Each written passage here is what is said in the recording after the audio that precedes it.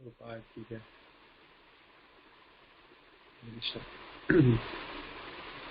We are reading from Bhagavad Gita, Learn Gita, Live Gita course book. So what's the section which we are going to read? Chapter 5.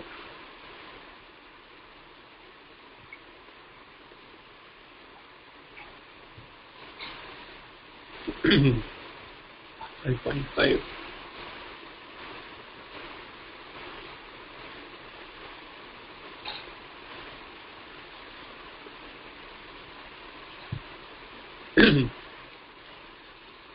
नमो विष्णुपादाय कृष्णप्रेष्ठाय भूतले श्रीमते भक्तिवेदांत स्वामिनिति नामिने नमस्ते सारस्वती देवे गौरवाणी प्रचारिणे निर्विशेष शून्यवादी पाश्चात्य देशतारिणे जय श्री कृष्ण चैतन्य प्रभु नित्यानंद श्री अद्वैत गदाधर श्रीवासादि गौर भक्त वृंद हरे Krishna Krishna Krishna Hare Hare Hare Ram Ram Ram Hare Hare.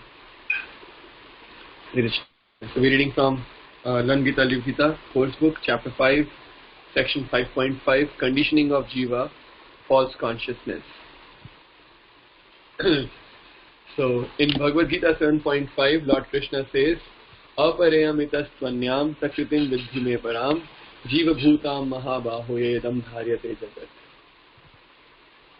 So what does this verse mean? This verse says, it talks about apara prakriti. It talks about first, what is apara prakriti? Apara prakriti is the 8 material elements. What are the 8 material elements? Who knows? You can type on the chat window. What are the 8 material elements?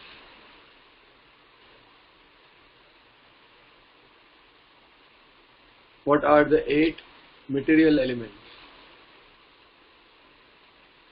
It is also called apara prakriti.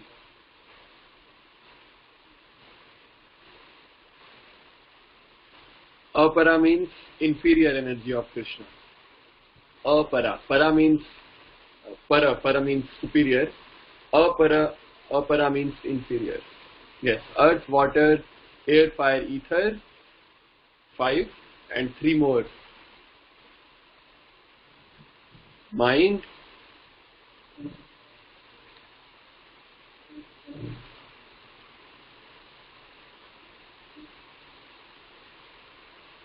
earth, water, air, fire, ether. These are 5. These are the gross. And then what are 3? Mind, intelligence, and false ego. These are the subtle. So 5 gross, 3 subtle. Earth, water, air, fire, ether are the gross material elements, and mind, intelligence, false ego are the subtle material elements. So now Krishna, after describing these 8 material elements, he is describing that those 8 are apara. Aparayam itas tu. He's saying these itas means these are aparaya, but to anyam, other than this, means beyond this, or separate from this, is prakritim vidhi me param. My para prakriti. Param means superior prakriti, energy. Krishna's superior energy. So Krishna is saying there is para prakriti, which is anyam, which is different from the 8 material elements. And what is that? So vidhi. So Krishna is telling Arjuna, now you know. And he's saying, what is that? Jiva bhuta mahabaho. So he's saying Jiva bhuta, the living entities. Living entities are the Jiva bhuta, mahabaho. Mahabaho, he's addressing Arjuna as mahabaho. Yaya idam dharyate jagat. So yaya means by which or who are idam dharyate jagat. Who are dharyate means they are manipulating, or they are using the resources of this jagat, of this world. They are exploiting the resources of this world. So what Krishna says, the translation, besides these means the 8 material elements. Maybe I can write here.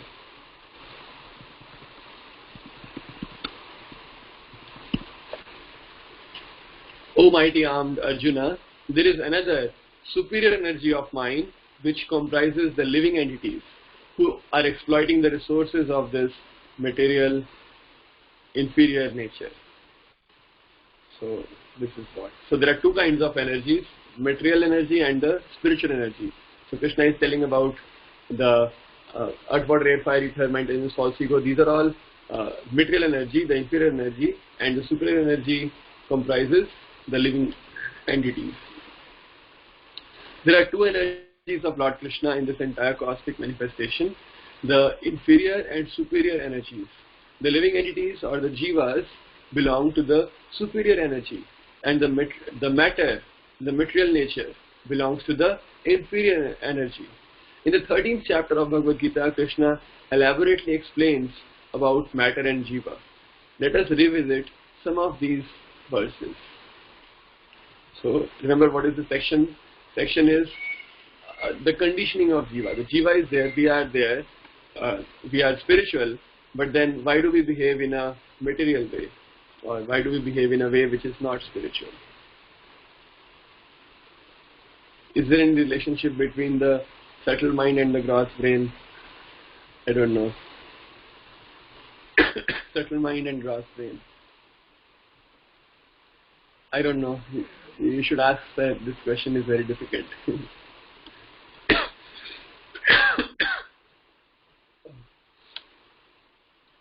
Material nature and the... So this is 13th chapter now. Material nature and the living entities should be understood to be beginningless. Their transformations and the modes of matter are products of material nature.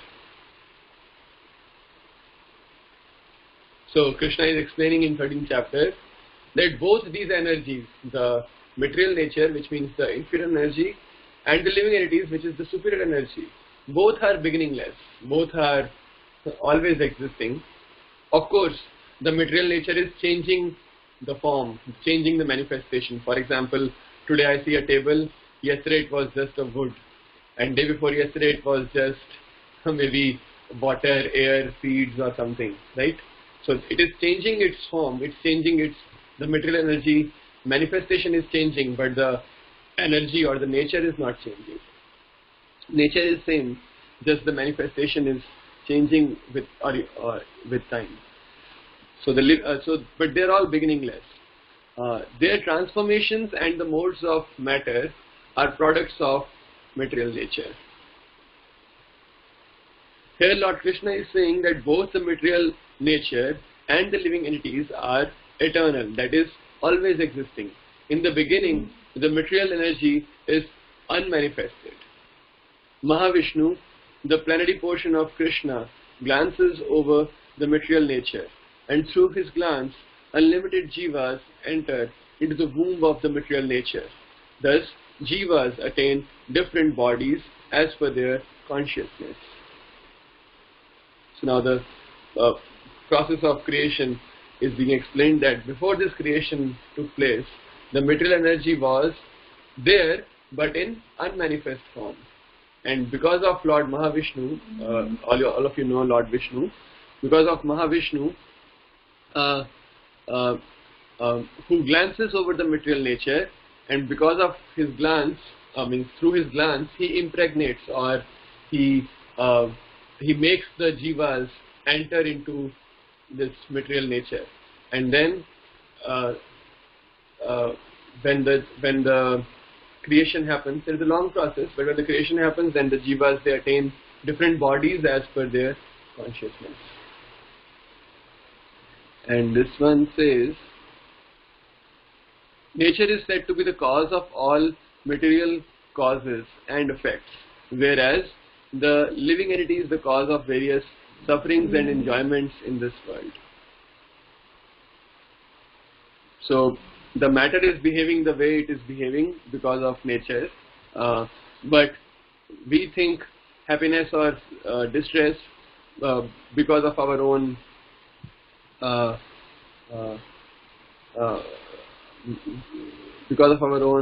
choice. We choose happiness or suffering. Means we are responsible for our happiness or suffering. I cannot blame nature for my happiness or suffering. I cannot blame anybody for happiness or suffering. Material nature provides the living entity with different kinds of bodies in 8.4 million species according to his desires. When the living entity is put in a body, he enjoys and suffers in that body according to his past desires and activity or karma. Thus, he becomes responsible for his sufferings and enjoyments. Next verse says, 13.22, the living entity in material nature thus follows the ways of life, enjoying the three modes of nature. This is due to his association with that material nature. Thus, he meets with good and evil among various species. From time immemorial, the living entity keeps on taking different kinds of bodies because of his association with material nature, so that he can fulfill his unlimited material desires of sense gratification. So, from time immemorial, we have been taking different kinds of bodies and trying to fulfill our desires for sense gratification.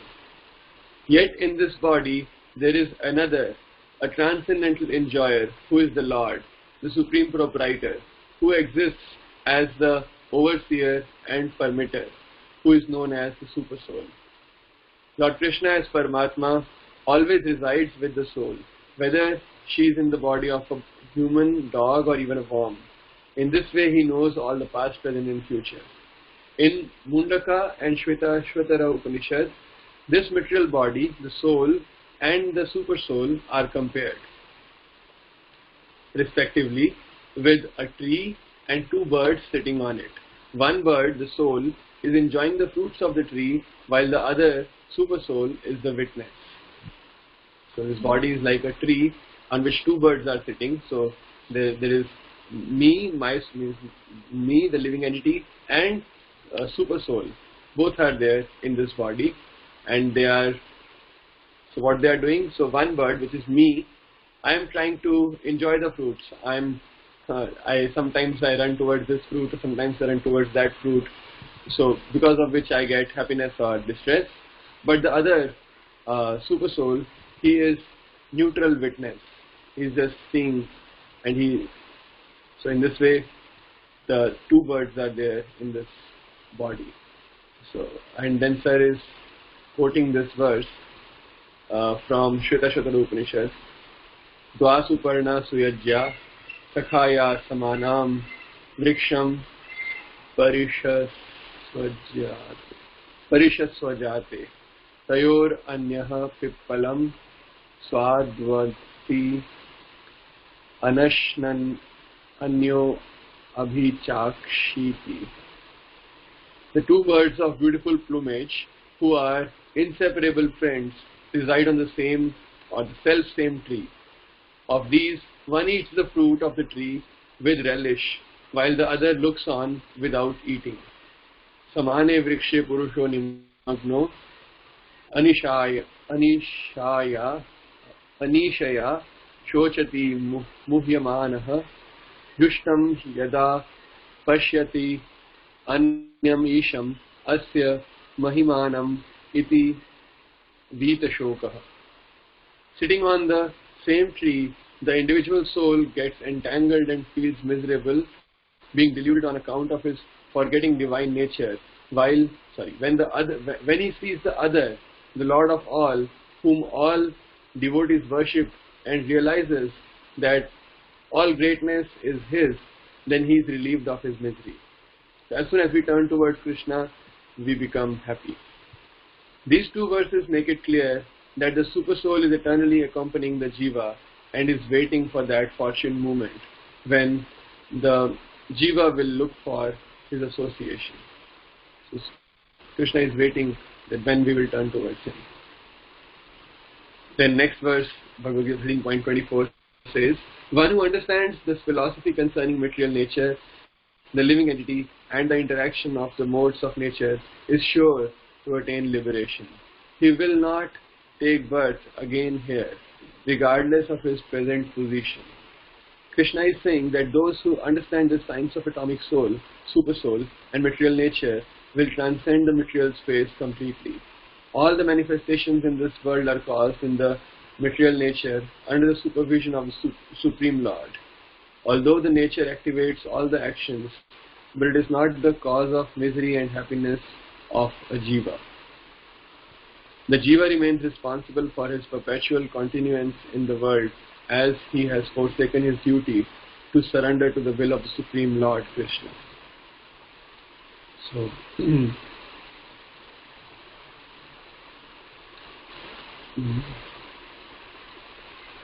Krishna is saying one who understands the science of soul, super soul and nature, the relationship between three, he can transcend the material space, which means the space of miseries and happiness, little happiness, more misery. All the manifestations of this world are caused in the material nature under the supervision of the Supreme Lord. So Krishna is supervising everything, but he is not responsible. So, and also the nature is activating everything, actuating all the actions, but she is also not responsible for the result. But the Jiva is responsible because he has the choice to either choose Krishna or turn away from Krishna. As soon as he turns away from Krishna, all the miseries begin, or the in the search of happiness, but mostly he ends up in misery. On the other hand, if he turns towards Krishna, then immediately he becomes free. So that is the section 5.5. Okay, so there are no questions for this section. If you think you can make questions here, because you can make questions and add in this book.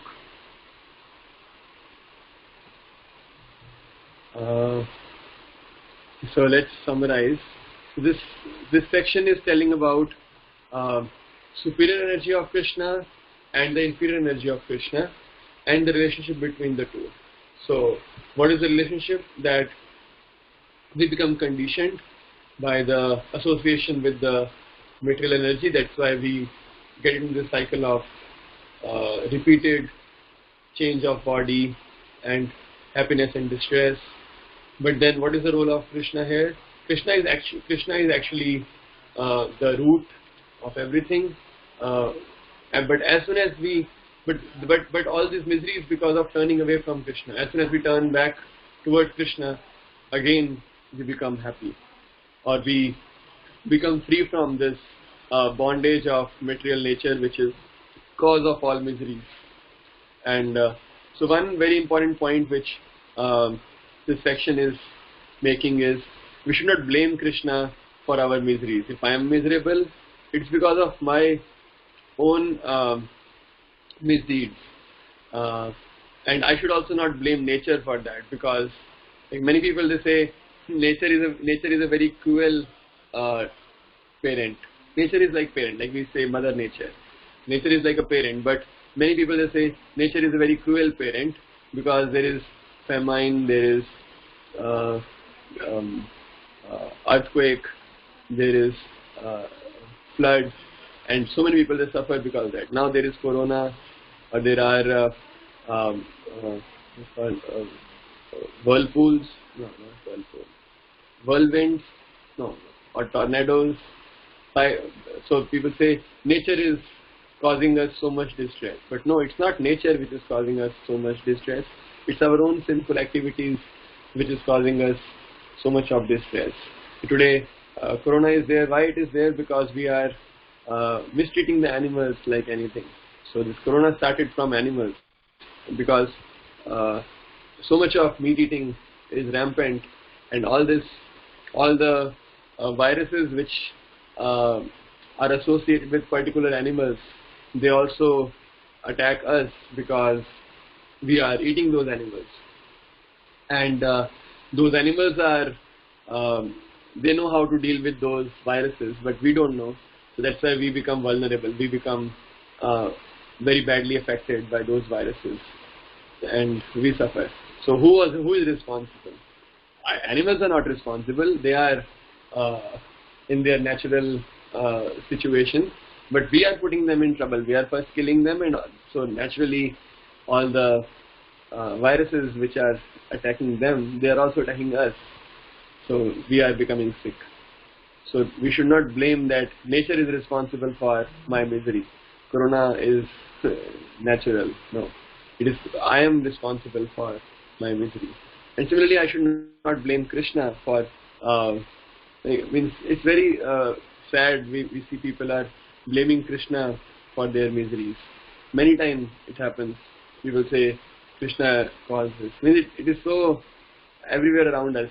Nobody misses a chance to curse Krishna or to blame Krishna.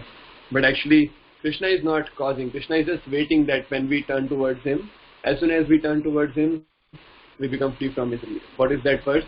What is that song which Bhakti Vinod Thakur says?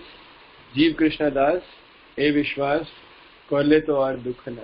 As soon as I understand that I am servant of Krishna, I belong to Krishna, or I have a relationship with Krishna, as soon as I turn towards Krishna, ar dukh nai, there is no more misery left. So I become happy immediately. That question. One of the questions can be, who is responsible for our happiness and distress? So as sir is mentioning here, okay, so this is a question, okay, good question. I think we can add this.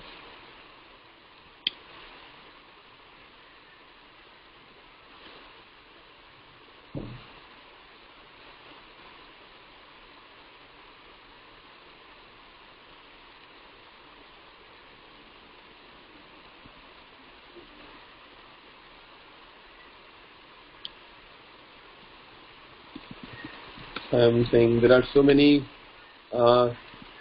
natural calamities such as floods,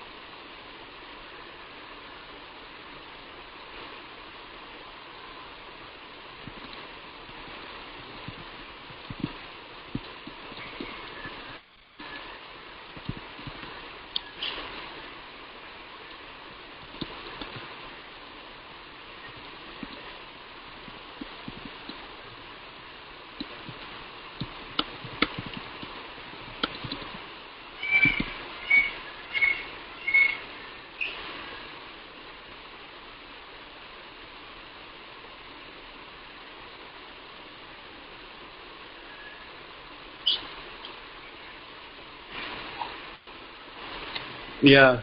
So the Dhananjay Prabhu is saying, okay, let me add this question as well. Who is the inseparable friend of Jiva? I'll add it as it is.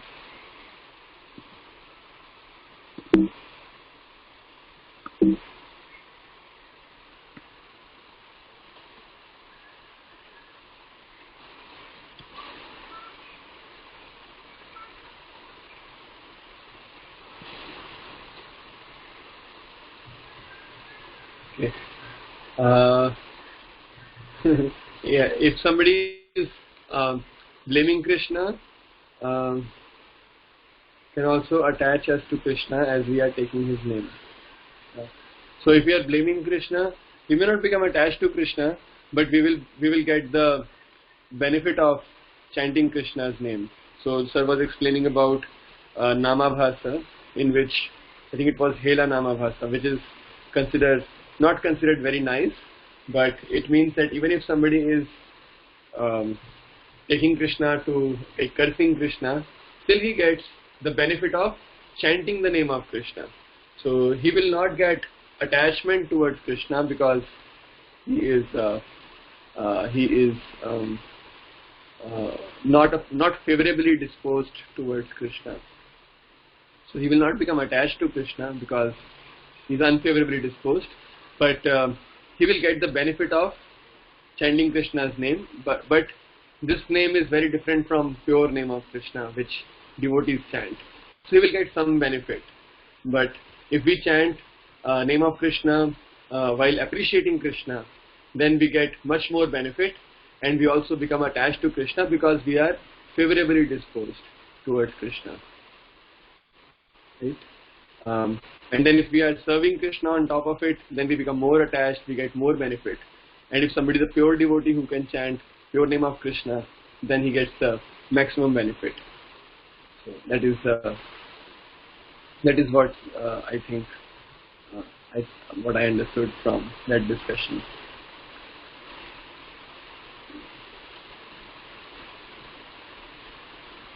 So okay, so if somebody is taking the name of Krishna in an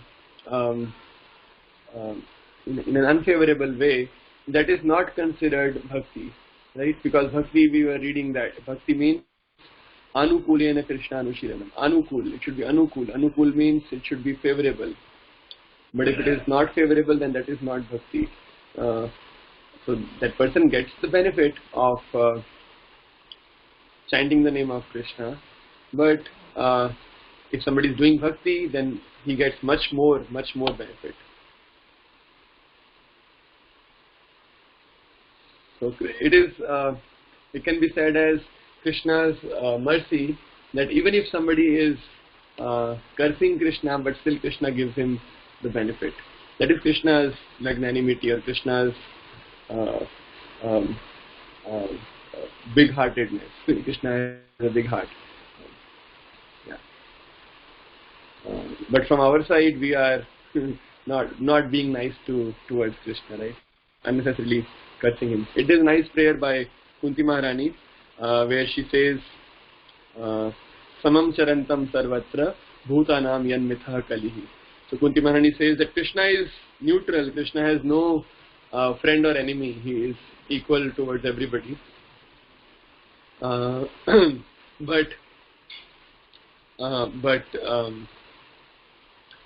Krishna is neutral, but we, because of our own misunderstandings and because of our material contamination, we consider him as our enemy. This is Bhutanamyan Mitha Kalihi. We take it as we kind of think he's our enemy or friend. Enemy, he's our friend, but we consider him as enemy because of our own material contamination. But Krishna has no enviousness or enmity towards anybody. Dhananjay was asking, that means blaming Krishna is better than not saying anything about him? Okay.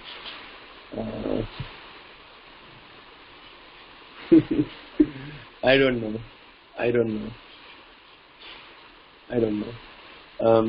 If I think this can be seen, I would see it in this way. If I don't know anything about Krishna, it is possible that tomorrow I may meet some devotees and I may start liking Krishna, or I may become attracted towards the devotees just because I was neutral in the beginning, and I just when I first met devotees, I just got attracted towards them and I became a devotee. But on the other hand, if I am blaming Krishna, then I will not become attracted towards devotees. On the other hand, I may commit many offenses also against devotees, right? If I am far away from devotees, then okay. But as soon as I see devotees on the street, or if I happen to meet some devotees, I will immediately start cursing them as well, right? And I may unnecessarily commit offenses, and that won't be nice. That is why it is said that prema maitri kripa upeksha. If somebody is innocent, somebody does not know about Krishna and innocent, then you can, if a devotee can, or a Madhyama devotee can approach him and tell him about Krishna and try to bring him into spiritual life. But on the other hand, if somebody is envious of Krishna, that person, the devotees, the Madhyama devotees should stay away from such people. So means if I am blaming Krishna, then devotees will never come to me. Devotees won't like to come to me, right? So that's why I will not get the benefit. But if I am neutral about Krishna, then very much possible that some devotee will come to me, or I may see some devotees and I may become a devotee. I will give one example, very nice example in this regard. When I was in Boston Temple, so there is a devotee there. He is very old devotee, Prabhupada disciple. His name is Mukta Vandya Prabhu. So he was studying in Boston. His home was in a suburb of Boston. Means Boston is a city, main city, and near. So generally in America, cities are not very huge. Boston is a city, okay, it is not very big, but then there are suburbs. Means there are small areas here and there where people live. So he was living in a suburb. I forgot the name, something with F, Franklin or something, some suburb of Boston. And he will, that place was maybe 10-15 kilometers away, I think maybe 10 kilometers or something, like 7 to 8, 10 kilometers. And he will come, he was studying in Boston, his college was in Boston. And he will come from his hometown, I think in bus or bicycle, maybe bicycle. And he will come here and he will attend his college, and then he will go back to his home. So once he was, he came to his college, and while in the afternoon time he was, I think, going back or passing through the streets, he saw some devotees there who were chanting Hare Krishna on the street, who were doing Sankirtan on the street. And he became so much attracted towards them. He never knew about Krishna, he didn't know anything about Krishna, so he was not taking Krishna's name anyways. But as soon as he saw devotees, he became very much attracted towards them. And slowly he started talking to them, and then they told him that they live in this temple. They told him that there is a temple in Boston, that is their center, and they invited him there, and he started going there. In this way, he started getting involved in Krishna conscious activities slowly, and slowly he became a very nice devotee. And till today, he lives in Boston Temple, and he is quite old now, but he's very active, very active. I'll tell you one incident which happened. So there was once, so in Boston when it snows very heavily. Means it snows in January, like December and January, maybe February also. It snows very heavily, like very high snow, very thick snow.